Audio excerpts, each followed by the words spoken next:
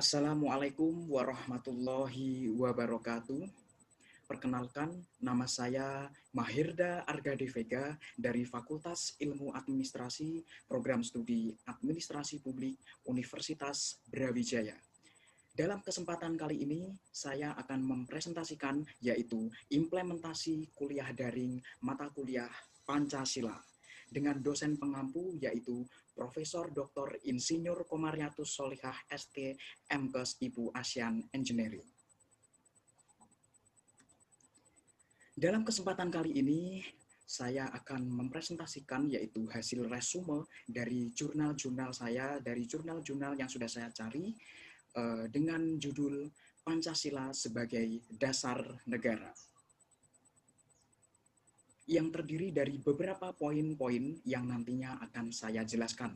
Yang pertama adalah Pancasila sebagai dasar pemersatu bangsa. Yang kedua, langkah-langkah mendudukkan Pancasila sebagai dasar negara. Yang ketiga, kendala dan upaya dalam mendudukkan Pancasila sebagai dasar negara. Dan yang keempat adalah nilai-nilai yang terkandung di dalam Pancasila. Yang pertama, yaitu Pancasila sebagai dasar pemersatu bangsa. Ditinjau dari Stenbauer-Res teori atau teori pertingkatan hukum, menurut Profesor Hans Kelsen, maka Pancasila berkedudukan sebagai grand norm atau norma dasar kaidah dasar. Grand norm merupakan kaidah tertinggi fundamental dan menjadi inti dari setiap tatanan kaidah hukum dalam masyarakat yang teratur, termasuk di dalam negara. Pada dasarnya, tidak berubah-ubah, melainkan relatif abadi. Nah, grand norm atau dapat juga disebut dengan stat grand norms, ini berada di atas undang-undang dasar atau konstitusi. Sementara itu, undang-undang dasar atau konstitusi itu merupakan hukum tertinggi di dalam tatanan hukum nasional suatu negara. Oleh karena itu, grand norm itu bersifat meta-yuridis. Selanjutnya adalah langkah-langkah mendudukkan Pancasila sebagai dasar negara. Dengan mengacu Indonesia sebagai negara hukum, maka langkah-langkah yang diperlukan dalam mendudukkan Pancasila sebagai dasar negara Indonesia adalah melakukan langkah-langkah sesuai dengan esensi dari unsur-unsur negara hukum tersebut. Nah, langkah-langkah yang diperlukan dalam mendudukkan Pancasila sebagai dasar negara Indonesia meliputi mengakui dan melaksanakan jaminan hak asasi manusia dan warga negara, menerima dan menerapkan pembagian dan pembatasan kekuasaan, menghormati dan menegakkan hukum yang berlaku. Nah, dengan menempuh langkah-langkah tersebut, sekaligus dapat memantapkan pelaksanaan otonomi daerah yang pada gilirannya memperkokoh semangat dan persatuan bangsa dan negara kesatuan Republik Indonesia.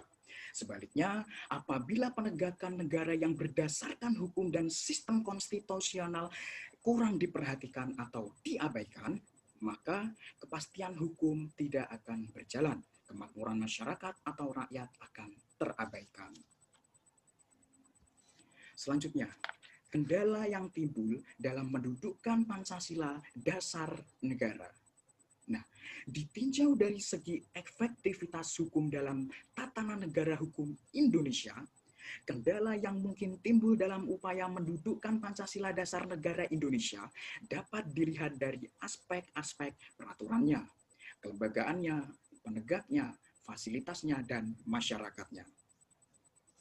Nah, kalau itu terjadi, maka hukum akan dipandang berada di luar kehidupan suatu masyarakat, bahkan menjadi diposisikan berseberangan di luar kehidupan, atau lebih parah diposisikan berlawanan dengan kebutuhan dan kepentingan mereka. Nah, bagaimana sih upaya mengatasi kendala dalam mendudukkan Pancasila dasar negara? Yaitu dengan jaminan hak-hak individu, badan kehakiman yang bebas dan tidak memihak, pemilihan umum yang bebas, kebebasan untuk menyampaikan pendapat, kebebasan berorganisasi dan beroposisi, serta pendidikan kewarganegaraan. Nah, di sini saya akan menjelaskan apa nilai-nilai yang terkandung dalam Pancasila. Lalu, bagaimana cara kita mengimplementasikannya? Ya, saya akan mulai dari sila pertama, ketuhanan yang Maha Esa. Nilai-nilai yang terkandung dalam sila pertama ini adalah di mana kita sebagai manusia yang diciptakan wajib menjalankan perintah Tuhan dan menjauhi larangannya, serta berhak untuk memeluk agama dan kepercayaannya masing-masing, selalu menghargai di dalam perbedaan agama yang dianut. Sila kedua, kemanusiaan yang adil dan beradab. Sila kedua ini menjelaskan bahwa kita sesama manusia mempunyai derajat yang sama serta dapat memahami dan menghormati hak orang lain, menjunjung tinggi nilai-nilai kemanusiaan, dan menghargai perbedaan dalam kehidupan sehari-hari. Sila ketiga, Persatuan Indonesia. Sila ketiga ini mengandung nilai persatuan tiap warga negara, memprioritaskan persatuan, kesatuan dalam kehidupan, menghindari sikap maupun tindakan egois, sehingga mampu rela berkorban untuk bangsa dan negara, serta turut menjaga kebersamaan, keberagaman negara kesatuan Republik Indonesia.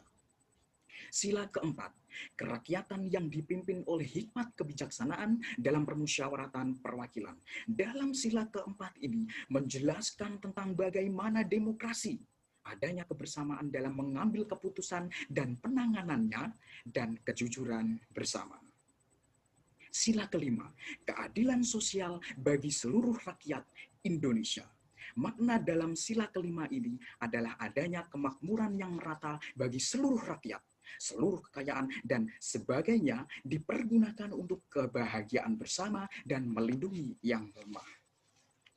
Nah, oleh karena itu, kita sebagai warga negara Indonesia harus senantiasa menerapkan dan mengimplementasikan nilai-nilai Pancasila di dalam kehidupan kita.